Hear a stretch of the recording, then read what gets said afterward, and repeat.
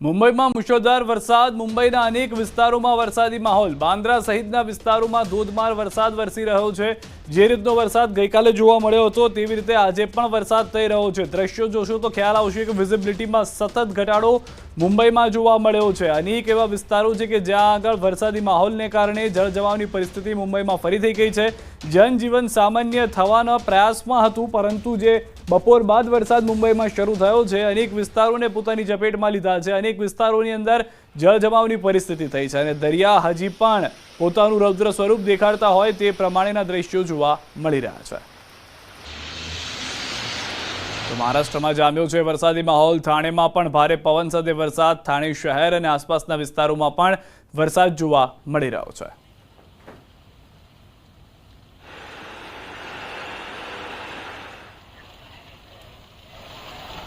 ગુજરાતમાં ગ્રામ પંચાયતની ચૂંટણીની તારીખોનું એલાન થઈ ચૂક્યું છે. 22 જૂને 8,326 ગ્રામ પંચાયતની ચૂંટણી યોજાશે.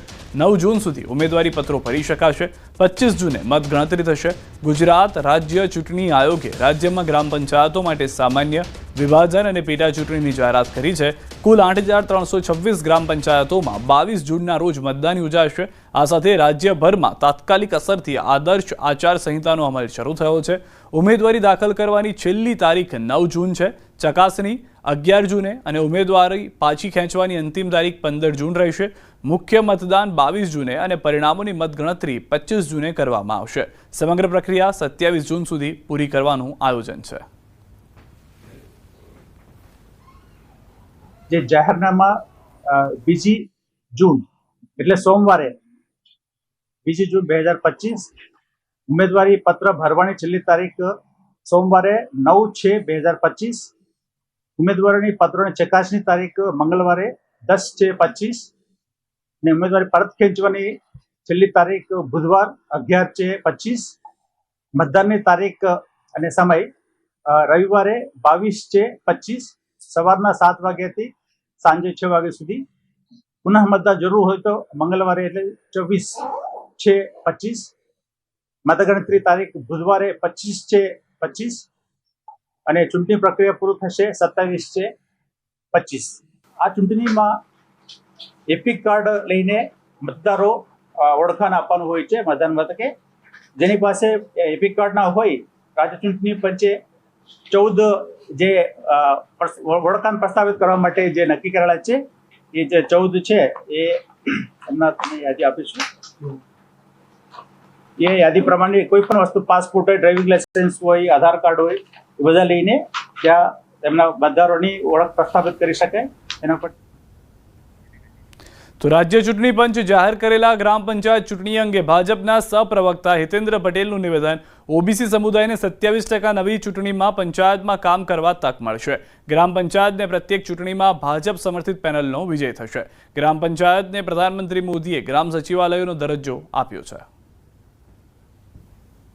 આ વિકાસની યાત્રા પંચાયતથી પાર્લામેન્ટ સુધીની કડી છે એ પુનઃ પ્રસ્થાપિત થાય એ માટે અમારી ટીમ, પેજ પ્રમુખ, બૂથ સમિતિ સુધીનું અમારું જે સંગઠન છે એ અમારા લોકો એકજૂટ મળીને આ વિચારધારા માટે લડે અને મહત્તમ સરપંચો એ ભારતીય જનતા પાર્ટીના સમર્થિત ચૂંટાય એવો પ્રયાસ કરવામાં આવશે.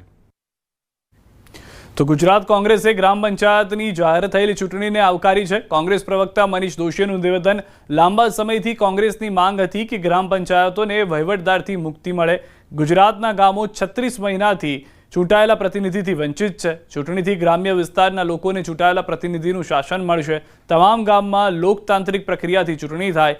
બેલેટથી થનારી ચૂંટણી આવકારદાયક. ગુજરાતમાં પંચાયતોની ચૂંટણીની જાહેરાત કરવામાં આવી છે. કોંગ્રેસ પક્ષ આવકારે છે કે ગ્રામ્ય વિસ્તારના નાગરિકોને એમના ચૂંટાયેલા પ્રતિનિધિઓનું શાસન મળે. પંચાયતની અંદર સરપંચ સહિતની બોડી ગ્રામ્ય વિકાસમાં પોતાનું સાચી રીતે યોગદાન આપે. કડી વિધાનસભાની પેટા ચૂંટણીને લઈને ભાજપ સજ્જ છે. મહેસાણા ભાજપ કાર્યાલય ખાતે સાયન્સ પ્રક્રિયા યોજાય. ચૂંટણી લડવા ઈચ્છુકોનો રાફડો ફાટ્યો. ઉમેદવારી કરવા માંગતા દાવેદારોની સેન્સ લેવાય. ભાજપના નિરીક્ષકોએ દાવેદારોની સેન્સ લીધી. પૂર્વ સાંસદ દિનેશભાઈ અનાવડિયા, પ્રદેશ ઉપાધ્યક્ષ કૌશલ્ય કુંવરબા, ગાંધીનગર શહેરના પૂર્વ મહામંત્રી કનુભાઈ દેસાઈ નિરીક્ષક તરીકે હાજર રહ્યા.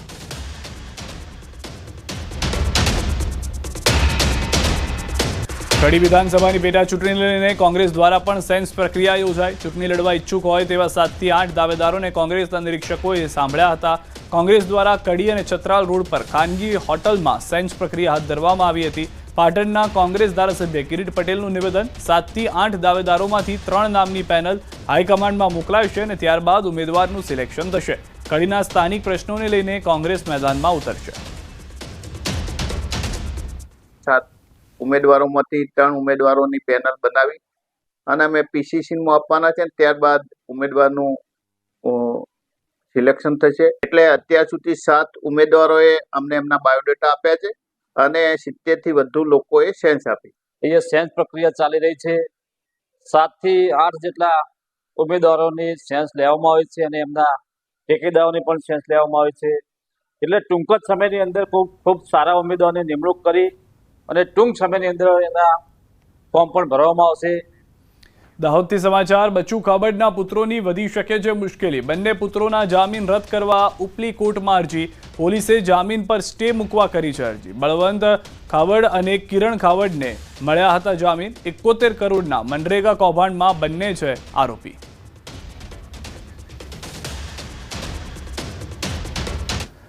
વડોદરાના ડભોઈ રોડ પર ગણેશનગરમાં રહેતા રશ્મિકાબેન પટેલ વોર્ડ 16માં ભાજપના વોર્ડ મંત્રી રહી ચૂક્યા છે, જેમણે પોતાની તેમજ સ્થાનિકોની સમસ્યાના નિરાકરણ માટે વિપક્ષ નેતાની મદદ લેવી પડી છે.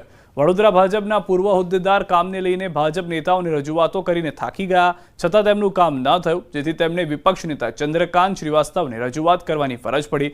છેલ્લા ઘણા વર્ષોથી વરસાદી પાણી ભરાવાની સમસ્યા રહે છે, જે માટે વારંવાર રજૂઆત કરાય છે, છતાં કાન ધરવામાં ન આવતા હાલમાં સમસ્યા જોવા મળી રહી છે.